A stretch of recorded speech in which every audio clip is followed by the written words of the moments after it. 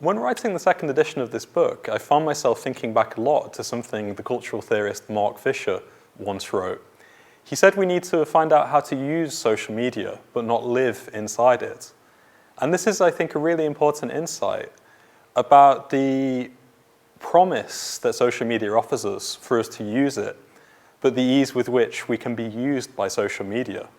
And the clearer a sense you have from the outset of what it is you want to achieve, the easier it will be to avoid being sucked in, because ultimately social media can take up an awful lot of your time.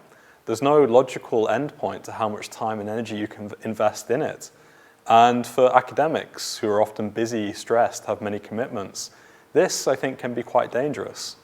And we need to think of ways in which we can ensure that we're using it for the reasons we want to use it for, and it doesn't become an activity that simply eats up more and more of our time and energy.